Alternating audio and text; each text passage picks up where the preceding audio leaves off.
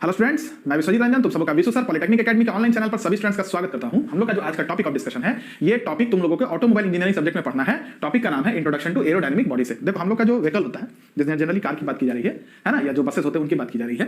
तो जब मेरा व्हीकल रोड पर चलता है तो उसके ऊपर में एयर का बहुत सारा रेजिस्टेंस फोर्स लगता है, जैसे ड्रैग फोर्स है, साइड फोर्स है, लिफ्ट फोर्स है, जिसके बारे में आगे तुम लोग को बताएंगे। ये जो रेजिस्टेंस फोर्स है जो एयर व्हीकल के ऊपर में लगा रहा है, जब व्हीकल रोड पर चल रहा है तो इन फोर्सेस की वजह से व्हीकल के ऊपर में दुष्प्रभाव आता है। जैसे व्हीकल का स्पीड घट जाएगा, व्हीकल को आगे मूव करने में ज्यादा एनर्जी लगाना पड़ेगा, जिसकी वजह से उसका फ्यूल कंजम्पशन बढ़ जाएगा, है ना। साइड, जब मेरा व्हीकल टर्न करता है तो उसके ऊपर में साइड फोर्सेस लगते हैं। ये फोर्सेस की वजह से अनबैलेंसिंग क्रिएट हो सकता है ना। जब व्हीकल टर्न करेगा तो थोड़ा अनबैलेंस हो सकता है, जिससे पैसेंजर को डिस्कंफर्ट फील हो सकता है। तो इनसे बचने के लिए जो एयर का रेजिस्टेंस हमारे व्हीकल के ऊपर में लग रहा है, उसको उनसे बचने के लिए हम लोग रेजिस्टेंस इफेक्ट को मिनिमाइज करते हैं। अपने व्हीकल को एक स्पेशल शेप देके, और ये जो स्पेशल शेप हम अपने व्हीकल को देते हैं ताकि उनके ऊपर में जो एयर का रेजिस्टेंस फोर्स लग रहा है उसका इफेक्ट मिनिमाइज हो सके। इस प्रोसेस को हम लोग स्ट्रीम लाइनिंग कहते हैं। क्या कहते हैं? स्ट्रीम लाइनिंग कहते हैं। और जो शेप हम लोग अपने व्हीकल को देते हैं एयर के रेजिस्टेंस इफेक्ट को मिनिमाइज करने के लिए, उस शेप को एरोडायनेमिक बॉडी शेप कहा जाता है। तो आई होप आप लोगों को क्लियर हो गया होगा ना। जैसे सपोज कीजिए, अगर मेरा कोई व्हीकल है, उसका फ्रंट पोर्शन आपको ऐसा दिख रहा है। अगर मान लीजिए आप अपने व्हीकल को, है ना, रफ फिगर ही बना है, ऐसा बनाते हैं, तो यहां पर जो एयर का रेजिस्टेंस फोर्स आएगा उसके वजह से जैसे व्हीकल आगे चलेगा तो इधर से एयर का रेजिस्टेंस फोर्स इधर लगेगा व्हीकल के ऊपर। अगर शेप ऐसा है तो ये रेजिस्टेंस फोर्स व्हीकल को पीछे धकेलेगा, तो व्हीकल को आगे मूव करने में ज्यादा एनर्जी लगाना पड़ेगा, उसका फ्यूल कंजम्पशन बढ़ेगा, और व्हीकल जब आगे मूव करेगा तो उसका स्पीड भी कम हो जाएगा। तो हम लोग क्या करते हैं यहां पर थोड़ा सा ऐसा स्लैंटिंग करते हैं, ऐसा कर्व देते हैं, फिर ऐसा कर्व देते हैं, फिर ऐसा निकालते हैं, फिर जब डाउन करते हैं तो सडन नहीं करते हैं, इस तरीके से करते हैं। ठीक है, तो एयर जो होगा वो इस तरीके से ऐसे फ्लो होके बाहर निकलेगा। एयर बिल्कुल ऐसे परपेंडिकुलरली टकराएगा नहीं, क्योंकि कोई भी फ्लूइड है, चाहे एयर हो वाटर, उसका प्रॉपर्टी है कि वो सरफेस के अलोंग फ्लो होने की प्रवृत्ति रखता है। तो ये जो तुम शेप दे रहे हो बॉडी को, इस प्रोसेस को हम लोग स्ट्रीम लाइनिंग कहते हैं, जिसमें जो भी मेरा फ्लैट सरफेस है उनको कर्व बना देते हैं, और सडन ड्रॉप या सडन राइज हम लोग अपने व्हीकल के बॉडी के शेप में नहीं रखते हैं। ठीक है, तो इसी को हम लोग कहते हैं स्ट्रीम लाइनिंग करना। या तुम लोग देखोगे व्हीकल का जो साइड होता है, जो व्हीकल का साइड पोर्शन है, जब टर्न करता है तो ये साइड पोर्शन जो होता है ये बीच से हल्का सा कर्व होगा, ऐसे अंदर की ओर धंसा रहता है, ताकि जब व्हीकल टर्न करे तो हवा इससे जब टकराए तो इस कर्व से होते हुए बाहर निकल जाए, ऐसे टकराए और ऐसे कर्व से होते हुए बाहर निकल जाए। तो जो साइड पोर्शन होता है, आप तुम देख सकते हो, कोई भी कार अगर रोड पर तुमको दिखे तो तुम देखना साइड पोर्शन हल्का सा अंदर धंसा हुआ था। जो बेलेनो कार है उसमें ये ज्यादा देखने को मिलेगा, ये जो कनकेव नेचर है ये ज्यादा देखने को मिलता है। ठीक है, तो ये जो प्रोसेस तुम कर रहे हो व्हीकल को, जो ये एरोडायनामिक शेप तुम लोग दे रहे हो, इस प्रोसेस को हम लोग स्ट्रीम लाइनिंग कहते हैं। ऑब्जेक्टिव में पूछा हुआ प्रश्न है। ठीक है, तो चलिए सबसे पहले बात करते हैं इंट्रोडक्शन के बारे में। तो यह लिखा है, the body of the vehicle are so design, vehicle का जो बॉडी है वो इस तरीके से डिजाइन होता है to protect the engine and accessories as well as passenger from resistance of air. Vehicle का बॉडी का शेप इस तरीके से रहता है कि जब व्हीकल रोड पर चले तो इसके ऊपर में जो एयर का रेजिस्टेंस फोर्स लग रहा है, उस रेजिस्टेंस फोर्स से ये इंजन का जो पार्ट्स है या व्हीकल का जो पार्ट्स है उनको बचाया जा सके, पैसेंजर को बचाया जा सके। Therefore it is so shape to reduce the resistance of air. इसलिए व्हीकल का जो बॉडी है वो इस तरीके से शेप किया जाता है, इस तरीके से डिजाइन किया जाता है कि एयर का जो रेजिस्टेंस फोर्स है उसको मिनिमाइज किया जा सके एज इट मूव्स फॉरवर्ड, जब हमारा व्हीकल आगे की तरफ चले। आगे बढ़िए, the shaping of car body to reduce the air resistance is called streamlining. ये बहुत इंपॉर्टेंट पॉइंट है, चलिए थोड़ा सा फोन आ गया था। अब यहां पर ध्यान रखना है आपको, the shaping of car body to reduce the air resistance is called streamlining. हम लोग ये जो शेप दे रहे हैं बॉडी को, जिसमें हम लोग क्या कर रहे हैं, जो फ्लैट सरफेस था उसको कर्व बना रहे हैं, जो सडन राइज या सडन ड्रॉप था उसको मिनिमाइज कर रहे हैं, है ना।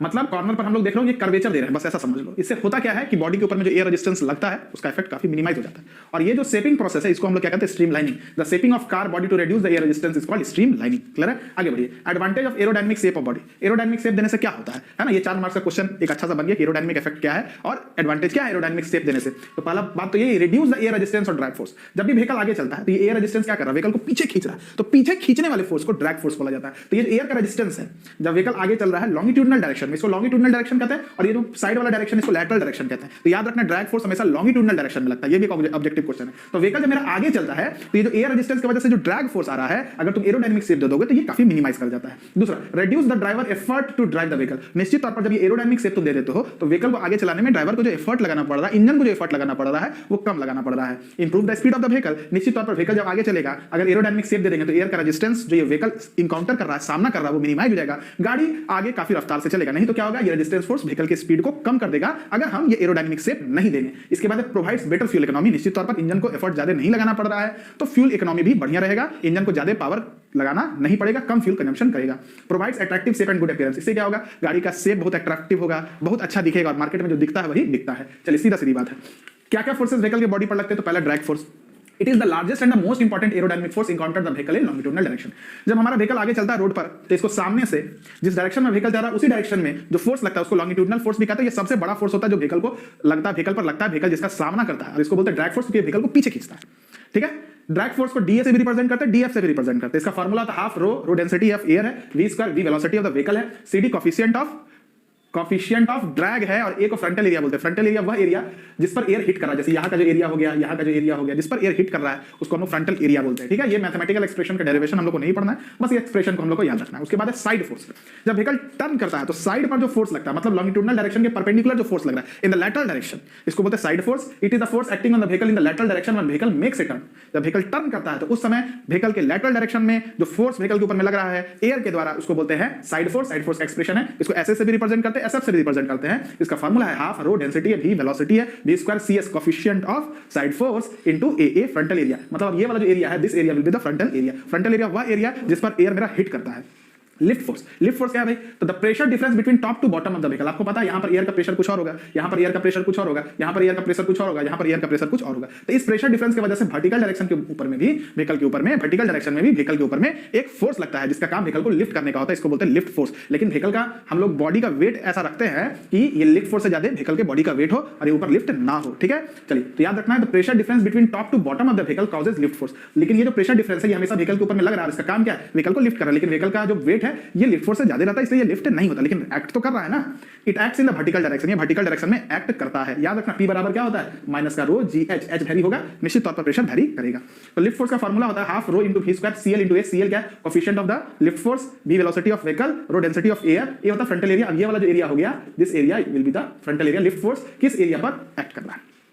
क्लियर हो गया? तो ये हमारा introduction to aerodynamic body shape हो गया, ये खत्म हो गया आपका सिलेबस। तो चलिए स्टूडेंट्स, सिलेबस कंप्लीट हो गया, सिलेबस कंप्लीट हो गया। कुछ अगर छूट गया होगा तो अपने से उसको पढ़ लीजिएगा, ठीक है? या अगर मौका मिलेगा तो कभी हम बता देंगे। अब बात करते हैं 6 सेमेस्टर का। आपका एग्जाम का कोई ठिकाना नहीं है, हमको लग रहा है कि ये मार्च में भी चला जाएगा, तो निश्चित तौर पर अगले सेमेस्टर में आपको कम समय मिलेगा। कितना भी जल्दी लेगा, कितना भी जल्दी लेगा, फिर भी 3-4 महीने का वक्त तो देगा, है ना? जुलाई के एंड में या अगस्त में एग्जाम होगा, थोड़ा लेट हो तो वो भी होगा, लेकिन 6 सेमेस्टर का सिलेबस बहुत बड़ा है। और साथ में जो चारों पेपर, चाहे प्रोडक्शन की बात हो, चाहे इंडस्ट्रियल फ्लूइड पावर की बात हो, चाहे आरएसी की बात हो, चाहे मशीन डिजाइन की बात हो, ये चारों paper competitive point of view से काफी इंपॉर्टेंट है।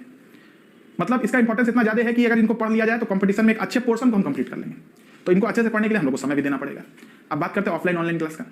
ऑफलाइन क्लास तो निश्चित तौर पर एग्जाम होने के बाद ही शुरू होगा। ऑनलाइन क्लास हम लोग स्टार्ट कर देंगे, है ना? मेरा 3 पेपर तो हम स्टार्ट कर देंगे, रोशन सर भी जल्दी करेंगे, अभी थोड़ा सा कुछ व्यस्त चल रहा है सर, है ना? वो भी हमको लगता है एक आधा हफ्ता में सर भी स्टार्ट कर देंगे, क्योंकि पोर्शन काफी बड़ा है। अगर वेट लेट करेंगे तो काफी लेट हो जाएगा, मन से पढ़ा नहीं पाएंगे, जितना अच्छे से पढ़ाना चाहिए उतना अच्छे से पढ़ा नहीं पाएंगे, क्योंकि समय नहीं दे पाएंगे। मान लो हम वीडियो भी बना दिए, तुम देख नहीं पाओगे, ये भी बात है, क्योंकि तुमको भी देखने के लिए समय चाहिए, तब उस पढ़ाई का कोई मतलब निकलता है ना? तो 3 पेपर जो है मेरा, उसको हम जल्दी से स्टार्ट कर देंगे, ठीक है? क्योंकि ताकि समय देकर तुमको पढ़ाएं, धीरे धीरे तुम लोग भी पढ़ना, अच्छे से पढ़ना, है ना? एक समय 5th सेमेस्टर के रिवीजन के लिए रखना, एक समय 6th सेमेस्टर के लिए पढ़ाई के लिए रखना। जैसे सुबह में 5th पढ़ लो तो 6th में 6th पढ़ लो ना, धीरे धीरे हम लोग पढ़ाई भी करते रहेंगे।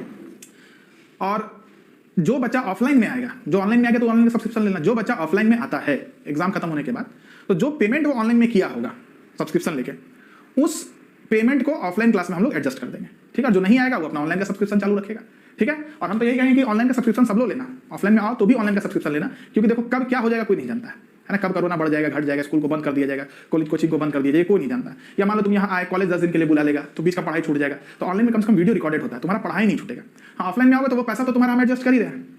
मान लो ऑनलाइन में सपोज करो 3000 फीस बढ़ने वाला नहीं, जो है उतना ही रहेगा, 100-200 रुपया बढ़ा सकते हैं। एवरेज मान के चलो ना, 3300 मान लो हम लोग रखते हैं फीस, और इधर मान लो 7600 ऑफलाइन का है। तो तुम अगर ऑनलाइन का पेमेंट किए हो, तो ऑफलाइन में तुमको बस यही देना है, ये नहीं देना, मतलब इसको माइनस करके देना पड़ेगा, मतलब 003 सर में से 3 गया 3300। अगर ऑफलाइन में आओगे तो बस इतना ही देना है। ये तो तुम्हारे पास पहले से पेड है ना, तो तुम ऑफलाइन में आओगे तो ऑनलाइन का सब्सक्रिप्शन तुमको मिलेगा ही, और साथ में ऑफलाइन के लिए केवल तुमको इतना ही पे करना पड़ेगा, ठीक है? इसमें ऑनलाइन ऑफलाइन मतलब इस फीस में तुमको ऑनलाइन ऑफलाइन दोनों मिलेगा। और जो केवल ऑनलाइन के लिए पड़ेगा उसको लगभग इतना फीस पे करना पड़ेगा 5 पेपर के लिए, ठीक है?